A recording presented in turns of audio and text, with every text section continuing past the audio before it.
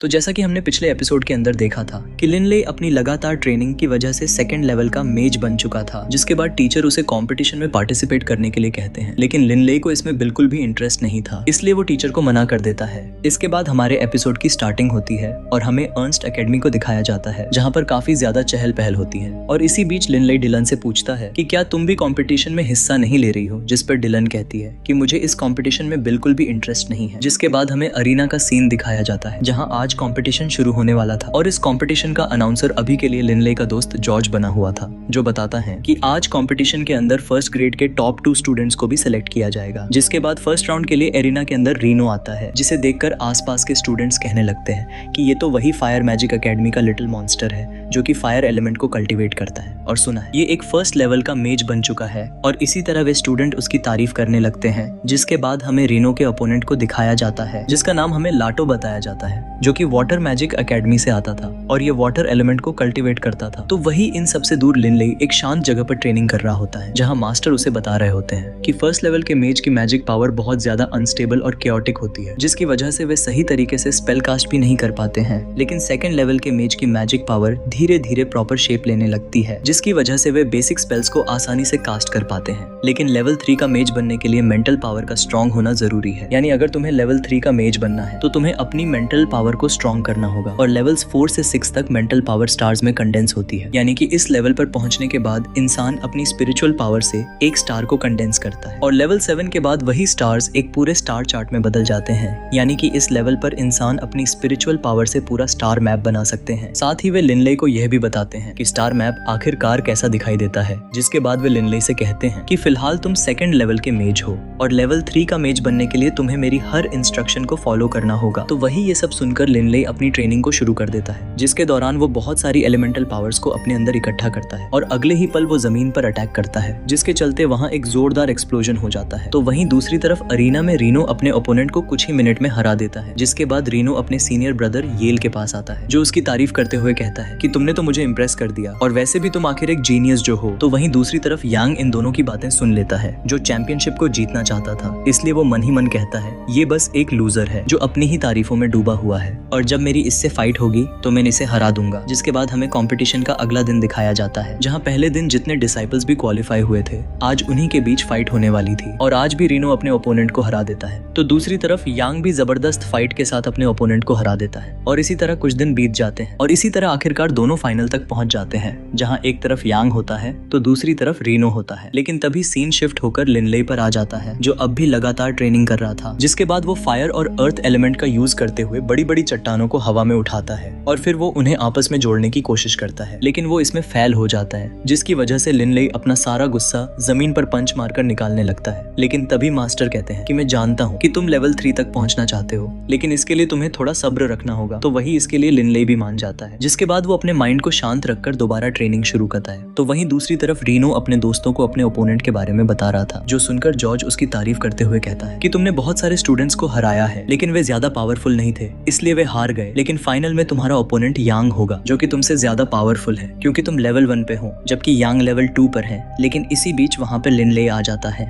जो कि काफी ज्यादा थका हुआ लग रहा था, जो देखकर उसके दोस्त उससे समझाने लगते हैं कि तुम्हें खुद पर इतना जोर नहीं देना चाहिए, क्योंकि इसकी वजह से तुम खुद को नुकसान पहुंचा सकते हो और अब तुम्हें थोड़े टाइम के लिए ब्रेक ले लेना चाहिए। लेकिन लिनले लगातार ट्रेनिंग की वजह से बहुत ज्यादा थक चुका था, इसलिए वो सीधे जाकर बिस्तर पर गिर जाता है, जो देखकर येल कहता है कि हमारे थर्ड ब्रदर के पास ज्यादा रिसोर्सेज नहीं है, इसलिए इतनी ज्यादा ट्रेनिंग के बाद भी वो सिर्फ लेवल 2 तक ही पहुंच पाया है, इसलिए हमें थर्ड ब्रदर की हेल्प करनी चाहिए। लेकिन तभी लिनले रीनो से कहता है कि तुम्हें यांग को हराना ही होगा। इतना कहकर वो सो जाता है। जिसके बाद हमें अगले दिन का सीन दिखाया जाता है, जहां आज कंपटीशन का फाइनल राउंड होने वाला था। जिसके बाद दोनों कॉम्पिटिटर एरिना में आते हैं, तो वहीं येल रीनो से कहता है कि तुम बस अच्छे से फाइट करो, चैंपियनशिप तुम्हारी ही होगी। जिसके बाद जॉर्ज अनाउंस करता है कि आज कंपटीशन का फाइनल राउंड होने वाला है, इसलिए हर कोई जानना चाहता है कि चैंपियनशिप कौन जीतेगा। तो वही इसके बाद रीनो यांग से कहता है कि मेरी फायर एलिमेंट पावर काफी स्ट्रॉन्ग है, इसलिए आज मैं अपनी फ्लेम से पूरी अर्नस्ट एकेडमी को ग्लो कर दूंगा। और साथ ही वो यांग से कहता है कि मैं तुम पर कोई भी मर्सी नहीं दिखाऊंगा। जिस पर यांग हंसते हुए कहता है कि भौंकना बंद करो, नहीं तो बाद में तुम्हारे दोस्त ही तुम्हें उठाकर ले जाएंगे। तो वही इन दोनों की बकवास सुनकर जॉर्ज ये फाइनल फाइट ऑफिशियली शुरू कर देता है और जैसे ही फाइट शुरू होती है तो यांग और रीनो एक दूसरे पर फायरबॉल से अटैक्स करते हैं, जिसके चलते अरीना में जोरदार एक्सप्लोजन हो जाता है,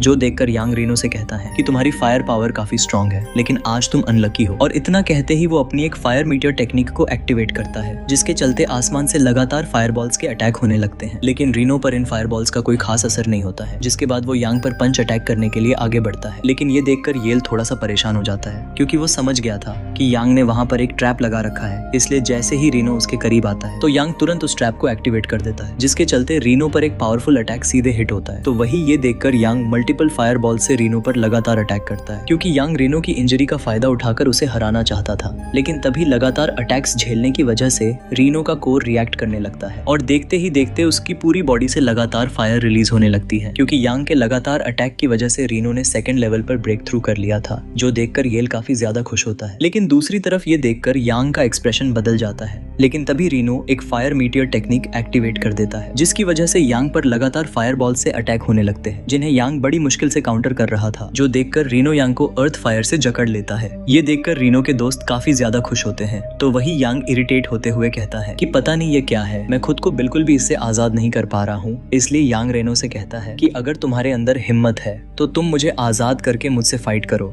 लेकिन रीनो उसका मजाक उड़ाते हुए उसके चेहरे पर एक पंच मारने ही वाला था, लेकिन उससे पहले ही यांग अचानक सरेंडर कर देता है, जिसकी वजह से रीनो अपना अटैक रोक लेता है और उसे आजाद कर देता है। लेकिन जैसे ही यांग आजाद होता है वैसे ही वो अचानक रीनो पर अटैक करके उसे इंजर्ड कर देता है। तो वही ये देखकर वहां मौजूद सभी लोग काफी शॉक्ड होते हैं, जिसके बाद यांग जोर जोर से हंसते हुए रीनो से कहता है कि अगर तुम लेवल 2 पे पहुंच गए तो क्या हुआ, क्योंकि मैं लेवल 2 पर नहीं बल्कि लेवल 3 पर हूँ। जिसके बाद वो रीनो को अपनी फायर से बुरी तरह जकड़ लेता है, जिसकी वजह से रीनो को काफी ज्यादा दर्द होने लगता है, जो देखकर रीनो के दोस्त काफी ज्यादा परेशान हो जाते हैं, क्योंकि यांग ने एक तरफ से उसके साथ धोखेबाजी की थी और ऊपर से अब उस पर जानलेवा अटैक भी कर रहा था, जो देखकर येल को यांग पर काफी ज्यादा गुस्सा आता है। तो वहीं जॉर्ज यांग को समझाने की कोशिश करता है कि तुम ऑलरेडी इस फाइट को जीत चुके हो, इसलिए जल्दी से अपने अटैक्स रोक दो। लेकिन यांग बिल्कुल नहीं रुकता है, जिसके चलते रीनो बुरी तरह इंजर्ड होकर अरीना में गिर जाता है, जो देखकर येल तुरंत अपने दोस्त को संभालने जाता है और वो गुस्से में यांग से कहने लगता है कि मैंने तेरे जैसा धोखेबाज बंदा आज तक नहीं देखा। लेकिन तभी जॉर्ज भी वहाँ आ जाता है और उन दोनों को देखकर यांग उनका मजाक उड़ाते हुए कहता है कि तुम तीनों भाइयों का प्यार देखकर तो मैं इमोशनल हो गया। जिसके बाद वो जॉर्ज से कहता है कि अब विनर का नाम अनाउंस कर दो, और रही बात तुम्हारे इस लूजर भाई की तो इसे बाद में संभालते रहना। लेकिन ये सुनते ही येल गुस्से में यांग से लड़ने के लिए तैयार हो जाता है, लेकिन जॉर्ज उसे रोकते हुए समझाता है अभी के लिए हमें अपने भाई की हीलिंग पर ध्यान देना चाहिए। जिसके बाद वे दोनों रीनो को उठाकर वहाँ से ले जाते हैं। लेकिन तभी यांग जॉर्ज से विनर अनाउंस करने के लिए कहता है, लेकिन वो कुछ अनाउंस नहीं करता है, इसलिए यांग खुद ही अपने को विनर अनाउंस कर लेता है। जिसके बाद सीन शिफ्ट होकर हमें लिनले को दिखाया जाता है, जहाँ पर वो अपने फायर एलिमेंट की लगातार प्रैक्टिस कर रहा था। जिसके बाद वो जमीन पर एक जोरदार हिट करता है, जिसकी वजह से वहाँ एक बहुत बड़ा अर्थ स्पाइक बन जाता है, जो देखकर मास्टर लिनले से कहते हैं कि तुमने तो लेवल 3 के बेसिक स्पेल को भी मास्टर कर लिया है, इसलिए अब तुम लेवल 3 के बेसिक स्पेल को आसानी से कास्ट कर सकते हो। जिसके बाद हमें नेक्स्ट सीन के अंदर लिनले के दोस्तों को दिखाया जाता है, जहाँ लिनले अपने दोस्तों से मिलने पहुंच चुका था। जिसके बाद वो रीनो से फाइट का रिजल्ट पूछने ही वाला था, लेकिन जॉर्ज उसे इशारे से चुप रहने को कहता है,